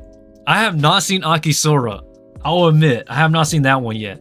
However, I do know that they're pretty much the same. I could be wrong with this, but I'm pretty certain I'm right. Aki Sora is pretty much the same creators as Yosuke no Sora, right? I'm pretty certain of that. Oh man, I'm certain of that. They're the same creators. Oh man, I have not seen Aki Sora, but I know what you're talking about, Marco. Man, that stuff is overrated. It's overrated. I'm sorry. It's just overrated. The only reason why I remember this, okay, guys, even though I have not seen Aki Sora, but the only reason why I'm familiar that they're pretty much the same creators behind Yosuke no Sora is because I remember one of my friends was actually like this is way back when, like 2013 ish, 2012, 2011 ish, somewhere in that time, that ballpark. I think Yosuke no Sora was like a thing. I don't remember exactly. Oh man, but I know what you're talking about, Marco. Oh man, don't even go there. We're not talking about like the ecchi hentai stuff. That's not necessarily hentai though. It's more like adult ecchi. Okay. I have a lot I want to say, but I just can't. Because it's like, do I just enlighten people about hentai on stream? I don't know. But the thing, I will say this though. Nair's like, I'm dead. I will say this though. I wouldn't necessarily consider Aki Sora or Yosuke no Sora or School Days to be as. I will not consider those hentai. Although it is supposedly based off hentai-ish material, the anime itself is not necessarily 18 plus. It's more just 18, if you get what I'm saying. I don't know how to put it to you guys, but that is the best way for me to explain it to where it makes somewhat of sense. But to each their own, I guess. But I will tell you about hentai animes though. I do not recommend anime hentai because I think a lot of them are poorly made. I really say that. I'm not a big fan of them. I've seen pretty much most hentais already, and they're not good. But that's just for another discussion. This is why I only read hentai light novels or hentai mangas or doujins. or eroges. I don't do animes hentais because it's just not for me. I haven't seen a good one yet. A lot of them are just abhorrent. They're terrible. Oh my gosh. Not to mention they ruined hentai manga adaptations. Oh my gosh. Oh, it hurts so bad. Man. Okay, true story. I remember. Okay, I'm not gonna tell you what hentai manga this was. There was a hentai manga that was a vanilla, aka romance. It was a romance hentai manga. It got an anime hentai adaptation. It was 2 episodes, and it was terrible. The animation sucks, and I was just not happy. I was, I sound like an old man, but I was just so disappointed. You ruined, like, you ruined a series I love, man. I just couldn't forgive. I couldn't forgive.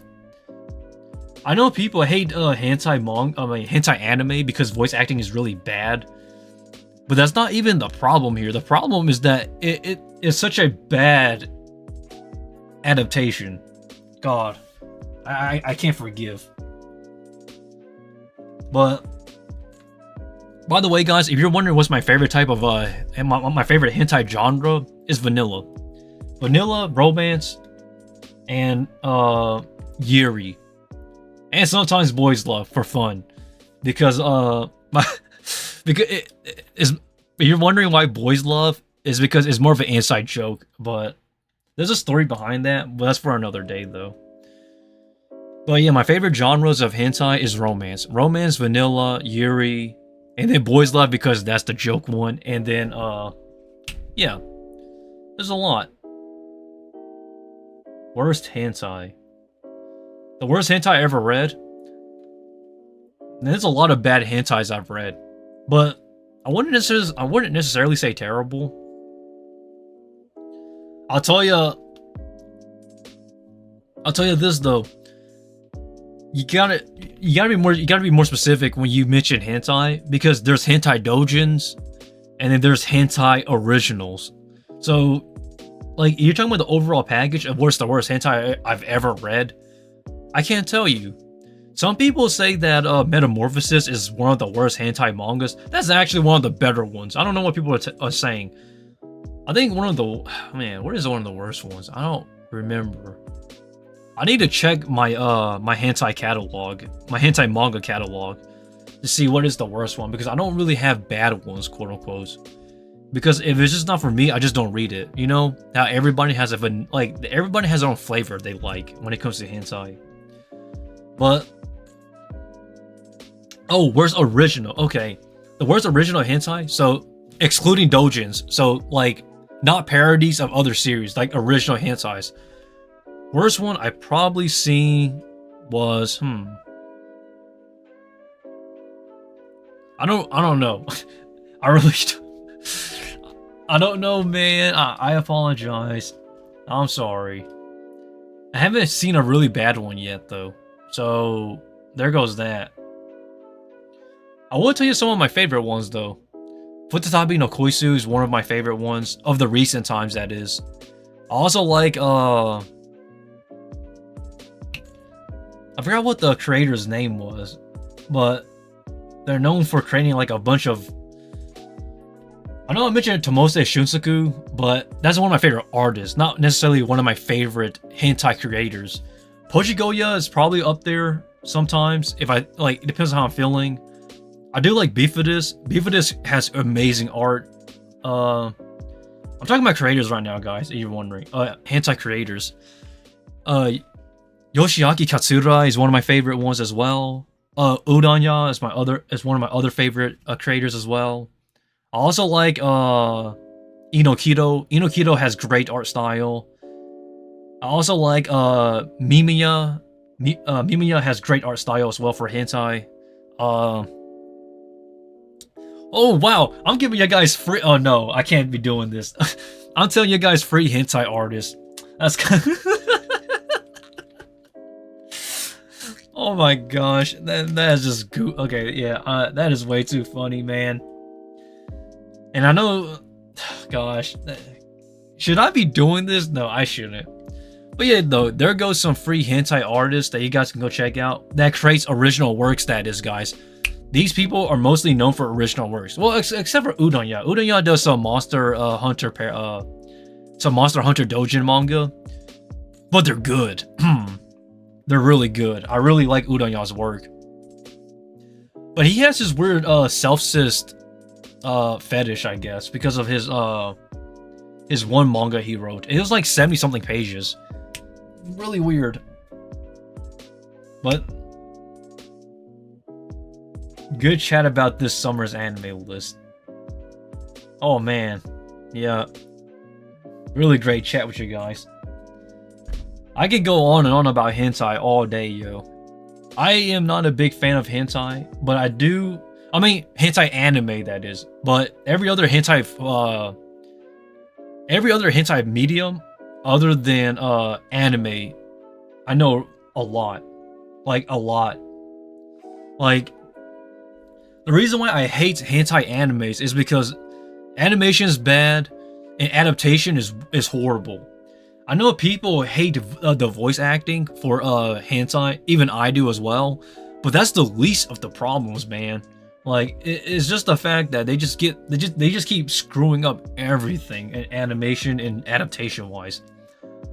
I know that people like Masterpiece's hentai anime adaptation. Look, I've watched it. It was okay, but I thought it was still bad though. But it's okay at least. I am not a big fan though. If somebody has a hentai anime that has a good adaptation with decent animation, then tell me. Because you have to remember, hentai animes does not release on a season. So you know how we have fall anime, summer anime of this year and that year? That's not how hentai anime works. Hentai anime works by months and weeks. So for the month of April, you'll get this hentai anime this week, the next week you get this, that, and that. That's how hentai anime releases. So it's very few and far in between, and it comes very scarcely. And a lot of people don't know anything about hentai. They just keep saying hentai. They're like, what? Nani kore? Like, nandayo? Like, what are you saying, man? I don't... I was like, oh man, I could just roast people about hentai because of how much it frustrates me. And the thing about me is that I watch, like, when it comes to hentai, I don't use that as a way to relieve myself. I like hentai because of the romance in it. Like, I like the romance vanilla hentais, if you're wondering what I like. Not because, like, I want to beat my meat. I don't do that because I can get a girlfriend easily. That's not the problem. The problem I have is that I just want to see some really great, mature 21 plus romance series. It's just that it hasn't happened yet. I swear to God, if one day they do an anime hentai adaptation of Futatabi no Koisu, Love Again, and if it's terrible, I'm gonna go off, yo. I'm gonna make a whole video discussing about why I hate it, but whatever, I guess. And by the way, I don't know why people keep mentioning like characters of hentai. There are so many basic hentai character names. That's not how you go at it. You go by the hentai number. But yeah, though, I need to remember some stuff because oh god, I really am tired of like the hentai stuff, man. It just infuriates me at times, especially the animes. Everything else is fine. But if you're wondering, a lot of you may be wondering what's my favorite hentai medium. It's hentai manga and hentai light novels. Hentai light novels is like, it can be either somebody's fetish wet dream that I hate, or somebody's masterpiece of romance that I love. And then hentai manga is just your typical hentai stuff, I guess. But yeah, though, that's just my personal take. Mike McFarlane's birthday was 8 days ago. Yeah, I saw your post on that. I think didn't you make a post on that, John? But it's great to see you again, though. Best adaptation hentai. Best adaptation hentai. Oh boy, they're all bad. they're all bad to me. The best one I've seen in terms of adaptation. See, I remember, John. Don't forget. I still look at your posts. You know that, right? Even though I don't comment on people's posts, I still look at it from time to time. It is my Discord, after all. It is my job to look at what y'all post. So don't y'all think that I'm ignoring y'all. But best adaptation in terms of hentai, I don't know. They're all pretty bad. Best adaptation. In terms of manga hentai adaptations, probably Mizuru UK's. Mizuru UK had one decent adaptation, but I still hated it. And then you had Masterpiece. Masterpiece was actually fine. It's just that it wasn't for me. And then in terms of adaptations, hentai anime adaptations of visual novels, eroges and whatnot, Kuroinu was decent to some people. But in general, though, I think all of them are bad. Because you have to remember, people forget, hentai, when it comes to hentai anime adaptations, they don't have budget. Their budget is very little. So the production most of the time looks cheap, which is why it's bad. Why most of them are bad.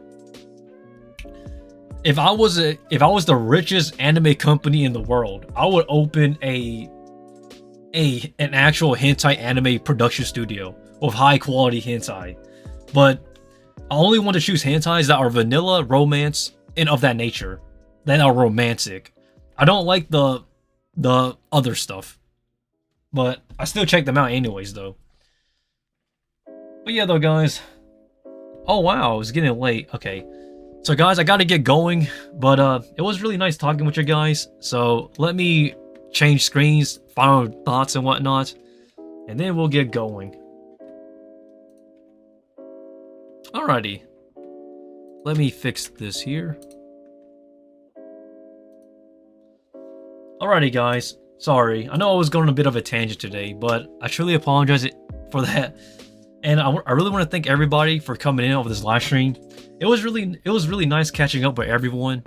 And yeah, this week I didn't really read much because I'm focusing on watching animes and catching up with you guys.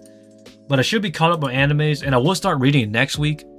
But yeah, dance lessons is coming to an end, guys, and soon I gotta go look for a new job. What a great live stream. Future employers pulling up on this stream. It'll be fine. I'll be fine for the most part. But yeah, without further ado, guys, I will live stream again. Next week. I don't know exactly when, because next week I don't have plans. But most likely a Tuesday for certain. Most likely either a Tuesday or a Friday. I mean, Tuesday or Saturday. Those are the Tuesdays that most likely will stream. Tuesdays and Saturday.